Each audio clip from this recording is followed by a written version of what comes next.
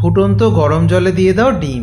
ফুটন্ত গরম জলে ডিম দিয়ে যে এত সুন্দর অবাক করা স্বাদের রেসিপি হয়, যেটা ভাত রুটি দুটোর সাথে কিন্তু দুর্দান্ত লাগবে। রেসিপির জন্য এখানে আমি 4টে ডিমকে একটা পাত্রের মধ্যে ফাটিয়ে নিলাম। এবারে আমি সামান্য লবণ এই ডিমের মধ্যে দিয়ে খুব ভালো করে ডিমটাকে ফেটিয়ে নেব। ডিমের মিশ্রণটাকে খুব ভালো করে ফেটাতে হবে। মিনিট খানেক সময় ধরে ডিমের মিশ্রণটাকে দেখো খুব ভালো করে আমি ফেটিয়ে নিলাম। এবার এই ফেটানো ডিমের মিশ্রণটাকে একটা আমি অন্য বাটির মধ্যে নিয়ে নিচ্ছি। এইভাবে ডিমটাকে প্রথমে রেডি করে নিলাম। এবার এই ডিমটাকে আমি দিয়ে দেবো একদম ফুটন্ত গরম জলের মধ্যে। কড়াইতে আমি আগে থেকেই জল গরম হতে বসিয়ে দিয়েছিলাম। এবার এই ফুটন্ত গরম জলের মধ্যে দিয়ে দিচ্ছি এখানে ফেটিয়ে রাখা ডিম। ডিমটা দেওয়ার পর কোনো নাড়াচাড়া করার দরকার নেই। 5 মিনিট ডিমটাকে সিদ্ধ করতে হবে।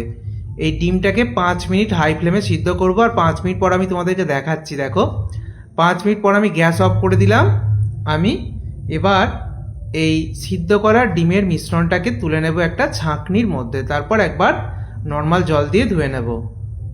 দেখো খুব ভালো করে সিদ্ধ হয়ে গেছে। যে স্টকটা রইলো সেটাও কিন্তু তোমরা রেসিপিতে কাজে লাগাতে পারো। এবার কড়াইতে প্রথমে দিয়ে দিচ্ছি সর্ষের তেল। সর্ষের তেল গরম হয়ে গেলে অল্প গোটা জিরে ফোড়ন দিয়েছি। এবারে দেখো একদম ছোটো ছোটো করে টুকরো করেছি আলু, একটা ছোটো সাইজের আলুর টুকরো এখানে দিয়ে দিয়েছি। আর আলুর সাথে দিয়ে দিচ্ছি পেঁয়াজ, দুটো মিডিয়াম সাইজের পেঁয়াজ কুচি ব্যবহার করেছি। আলু আর পেঁয়াজটাকে একসাথে খুব ভালো করে ভাজবো। আলুটা যেহেতু একদম ছোটো ছোটো করে টুকরো করা আছে, তাই খুব সহজেই কিন্তু ভাজতে ভাজতেই সিদ্ধ হয়ে যাবে।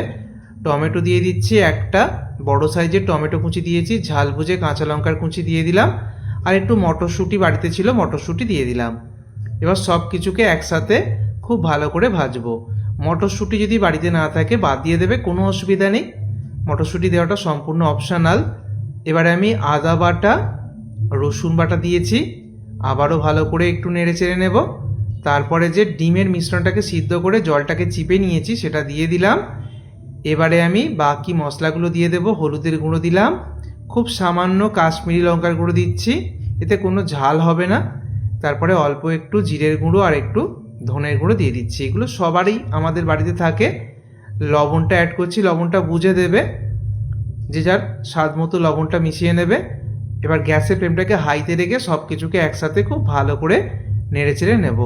এইভাবে 3 থেকে 4 মিনিট খুব ভালো করে নেড়ে চেড়ে নিতে হবে।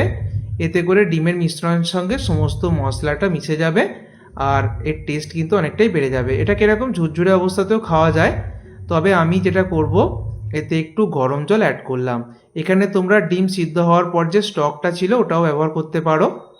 তো ভালো করে নেড়ে চেড়ে দিচ্ছি। খুব বেশি অতিরিক্ত জল দিইনি, এটা আমি রুটি খাওয়ার জন্য বানাচ্ছি। যদি ভাত দিয়ে খাবার জন্য বানাও, একটু জল বা ঝোল একটু বেশি করে রাখতে পারো। ধনেপাতার কুচি দিলাম। এবার ঢাকা দিয়ে 4 থেকে 5 মিনিট আমি মিডিয়াম টু হাই ফ্লেমে রান্না করব। 5 মিনিট পর আমি ফিরে এলাম। শেষে আমি একটু গরম মশলার গুঁড়ো দিয়ে দিচ্ছি। যদি একটু হালকা মিষ্টি পছন্দ করো দিতেও পারো, অল্প চিনি, আমি সেটাও দিলাম না। খুব ভালো করে দেখো মিশিয়ে নিচ্ছি। আর একটু গামাখা রেখেছি, আগেই বলেছি রুটি দিয়ে খাবার জন্য বানিয়েছি। যদি ভাত দিয়ে খাবার জন্য বানাও একটু গ্রেভি বেশি করে রাখতেই পারো। আর একদমই কম তেল মশলা ব্যবহার করেছি। অতিরিক্ত তেল মশলা ব্যবহার আমাদের স্বাস্থ্যের জন্য ভালো হবে না। এটা দুর্দান্ত খেতে হয়, ভাত রুটি পরোটা সব কিছুর সাথে দারুণ লাগবে। ঠিক যেভাবে দেখিয়েছি বন্ধুরা, এইভাবে একবার তৈরি করো। কথা দিচ্ছি বাড়ির সবাই কিন্তু আঙুল চেটে খাবে। ভিডিওটাকে বন্ধুদের মধ্যে শেয়ার করো। ধন্যবাদ।